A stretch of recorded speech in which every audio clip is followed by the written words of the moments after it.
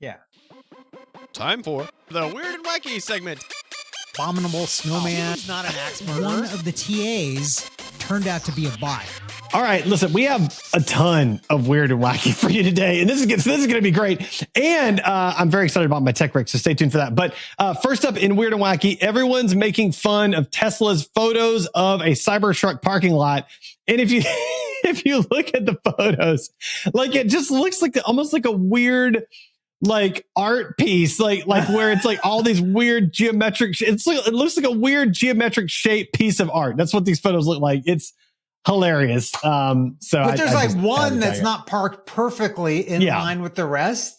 And it kind of weirdly stands out. And so, there's a theory that whoever parked that wrong is probably going to get fired by Elon Musk. I would think so. Yeah. So, but somebody that Elon Musk is firing, warlord straight out of Mad Max says Elon Musk remotely shut down his cyber truck. Here's now the downside of having a car from Elon Musk. So this is a Chechen Republic leader, Russian warlord and leader of the Chechen Republic. Ramzan Kadyrov. Right. Yes, that's how I would have pronounced it. I said that right. I apologize, Ramzan, if I said that wrong. But apparently his Cybertruck he's been promoting it, and he mounted a machine gun on the top of it. Right. As one does with, because that kind of all fits. Because you want to pretend like you're in Tron. And apparently it was remotely shut down. He's apparently got two others that are still working, I think, but one was remotely shut down. That's the downside of having a vehicle that is ultimately controlled, by someone else, is they can just be like, I think we're going to take that offline. Boop, we're done. So you have to make the sound actually when you do it. When you push the button, it always makes that sound. So, that's the sound. It's the same sound that happens when you go 10 miles an hour over the speed limit. So anyway, all right. Next up, that's why you're scared, because your car might be shutting down. That's it. Boom, and then you don't know. It could go either way. All right. Next up, finally, a flying cart. So not a car, a flying cart. The Pelotron is a robotic. I think it's pallet.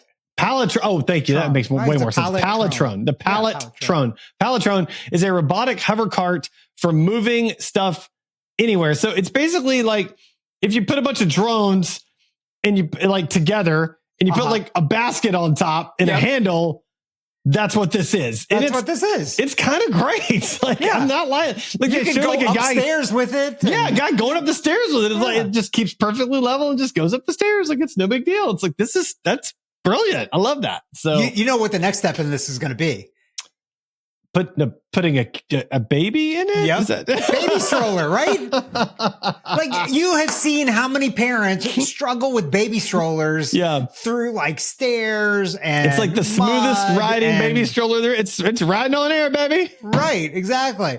Now the thing is that you got to worry about is the baby stroller gets bumped and then it goes flying into like traffic or something. So that'd be bad. Maybe that's not. Or if it like gets too much power and suddenly the baby's like 10 feet in the air, like that'd be really, really bad. Not good. So maybe you've got to do like the little tether thing like you do on treadmills. I think maybe you should not be a part of their product rollout. That's what I think. Like I feel like that's a bad move. I think that's a product that is destined for a recall from the Consumer Product Safety Commission right there.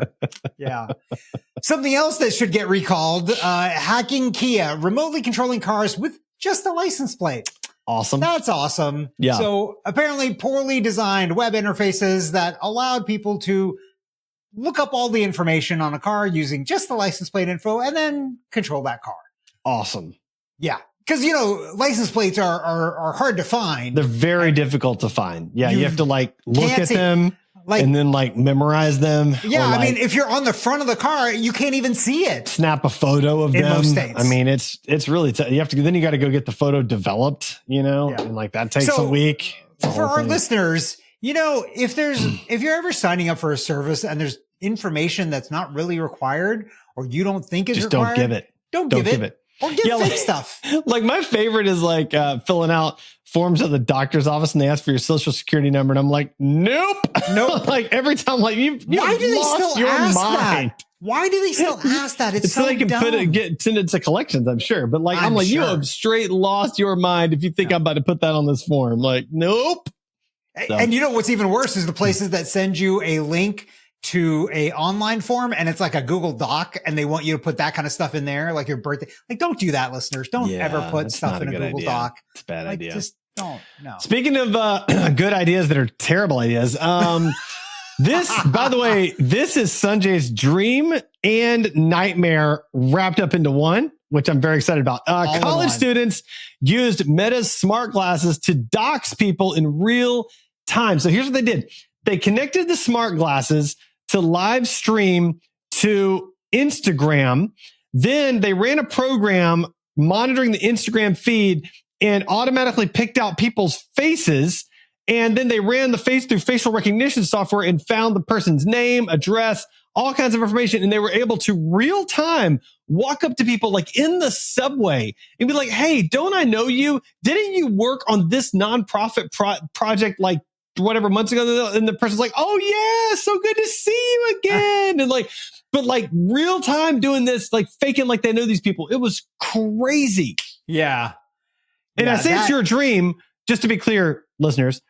Sanjay's dream is to walk up and immediately know a person's name. Yeah. Because he's not great with names. And I get that.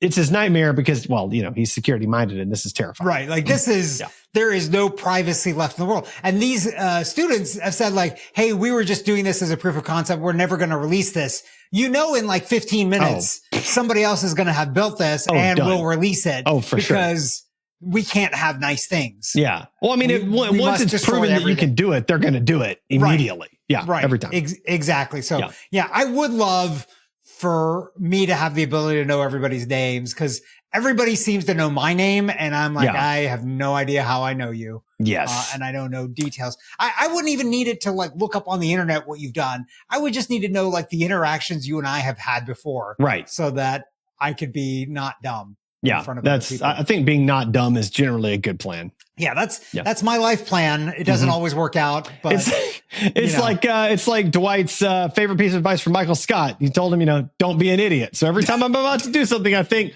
would an idiot do that thing? Well, talking about something that an idiot should do or shouldn't do, I don't know. Stolen Ferrari worth $575,000 was found by tracking the owner's AirPods.